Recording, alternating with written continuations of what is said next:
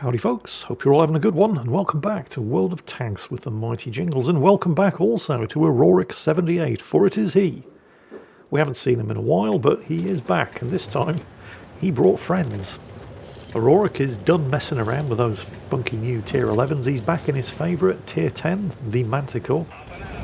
And those two tank destroyers that he's divisioned up with, I mean, just look at the size of the muzzle brakes on those guns, yep. Those are 152mm guns. Aurorik making an early rush for what I'm sure you all think is your typical Prokhorovka spotting position, but that's not in fact what he's doing. One, because that's really obvious, and two, he's hoping to spot, expose and deal with the enemy T-100 light tank. And this could be his lucky day. Certainly not the T-100's lucky day. I mean, he's not going to shoot at it himself unless he knows he's not going to get spotted. Like now, but he's got a couple of really big friends who are entirely happy to take the shots for him. Unfortunately, I mean, good news, bad news situation, they didn't kill the T-100, but that guy is no longer interested in spotting anything. So not a kill, but we'll call that a mission kill. And yes, Aurorik did get spotted there himself. Unlike his team, however, the enemy team do not appear to be interested in shooting at scouts when they get spotted.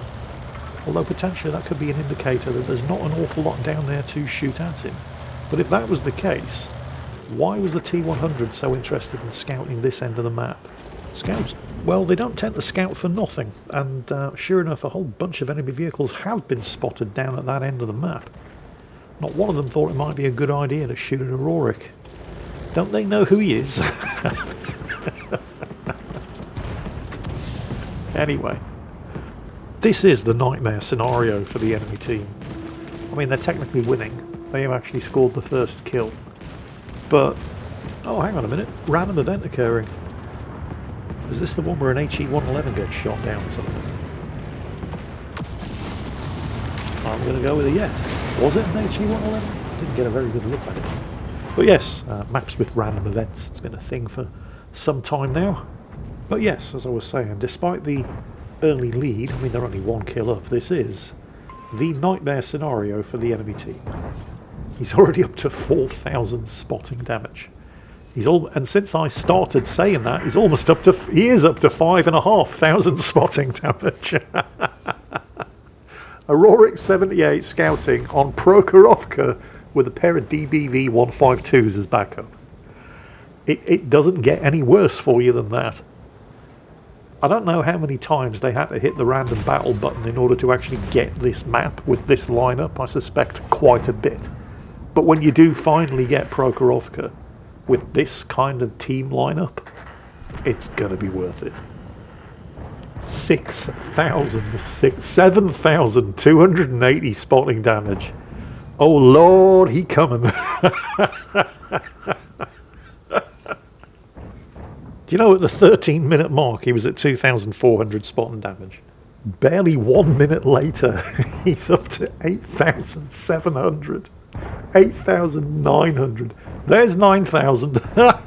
10,000. You'd think the enemy team would take the hint and move from that end of the map. But no. Yeah, that's right, guys. Maybe if you just stay very still, they'll stop shooting at you. Oh, okay, that wrecked aircraft. Not actually an HE-111. Don't know what the hell it was. It's German, but it's got 4 engines. Is this wargaming just making shit up again? Whatever. Not important. You know what is important? Oh, you sneaky fucking Russian. There was the T-100 LT. It looks like he didn't give up. Fortunately, Aurorik was quicker on the trigger, and equally quick to get into the low ground here to limit the rest of the enemy team's opportunities to shoot back at him. He's reasonably sure, and again, does beg the question, if they've wiped out the entire enemy team down at this end of the map, and they have, exactly what was the T-100 LT scouting for? I guess we'll never know. Maybe the guy's in the middle over there. Oh, a bat chat. And the T-92, of course, but the bat chat on full health. That's not good. French autoloaders become exponentially more dangerous the longer they can survive in a battle while keeping the health bar intact. So that Batchat's going to be a problem. The reason, of course, is because while everybody else is on low health, the Batchat is not. And suddenly that 5-shot autoloader becomes capable of 1, 2, maybe 3-shot killing anything that it runs across, which means the Batchat doesn't have to sacrifice a whole lot of health in order to get a kill. Aurorik keeps respotting it, much to the Batchat's consternation, but I think it's fair to say that while, a couple of his teammates launch a few shots in his direction, it seems like the rest of them are more occupied with the remaining enemies up in the northeastern end of the map. But even if nobody scored a successful hit on him, constantly respotting him like this without seeing who it is who's spotting him is going to be driving that Batchat player crazy and forcing him to fall further and further. Oh, I think that was one of the DBVs, because that was a big hit, and suddenly he no longer has all of his hit points. Oh, that's where the artillery went. Well, we'll take a shot. He keeps moving on, expecting the Batchat to maybe crest the ridge and take some shots at him, because he did get spotted, but that doesn't happen. So, finishes off the T-92, and now the Batchat knows that Aurorik's coming after him. So this is going to be dangerous. But at this point, they're leading 10 kills to 4. And he has 14,000 spotting damage. Oh, spotted. Yeah, that is the Batchat. That's the first hit he took there. Sets his engine on fire.